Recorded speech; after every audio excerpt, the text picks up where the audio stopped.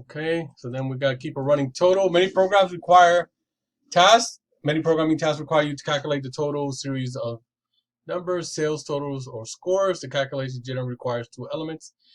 A loop that reads each number in the series and accumulates the total, called the running total, and a variable that accumulates the total, called an accumulator.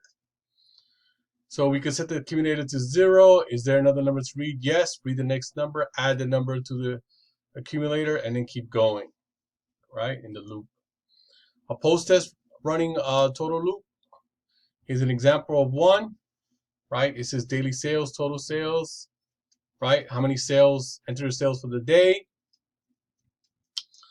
right? A more practice, tutorial 5.4 uses code shown in pretest, and tutorial 5.5 shows how to structure such a loop. But we're going to do one different for the homework. The do now, a do until loop. The do until loop iterates until an expression is true, repeats as long as its test expression is false, ends when the test expression becomes true, can be written either pre-test or post-test. The for next loop is ideal for loops that require a counter pre-test form only. Here's an example of one. The for, to, and next are keys. The counter values tracks numbers of iterations. Start value is the initial value of counter. End value is the counter number of a final one. All right. Example for next to. For initial count is 1 to 10. Message box say hello. Right. And then you compare to 10. If it's less than or equal to 10, continue to step 3, which is say hello. Otherwise, increment by 1 and then go back and repeat step 2. Kind of like that, the other one that we just did. The flow chart for the next loop set count to 1. Initial count is less than or equals to 10. Yes, display hello and then add 1 to the increment.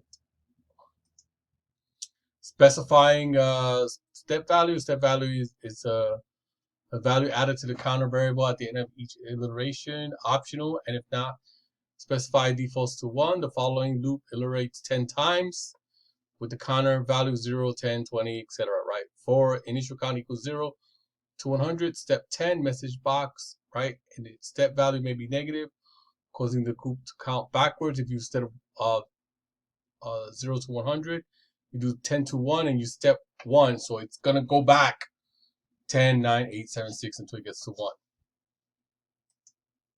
Summing up a series of numbers. The for next loops can be used to calculate the sum of series of numbers.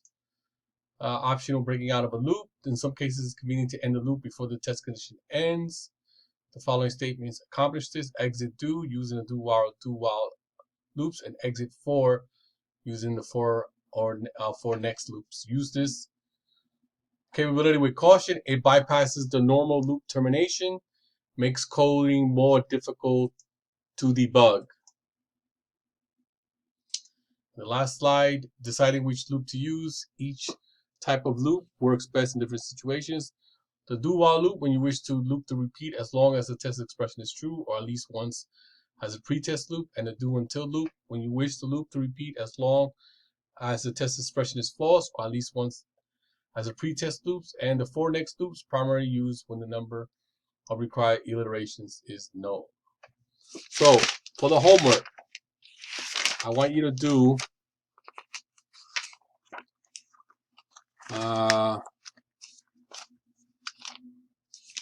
we are going to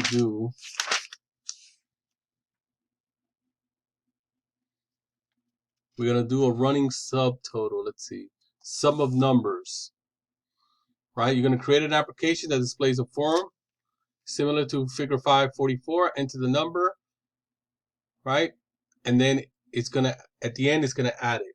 So you're gonna write enter number 1 through 10, and then you're gonna do enter a positive integer. You're gonna end 5, and then it's gonna go enter. And you're gonna hit OK. It's gonna add another one. It's gonna ask for another one. You hit OK, ask for another one until you get 5, and you're gonna add it up. Look at programming challenges in the book. Number 1, sum of numbers. That's the one that you should do.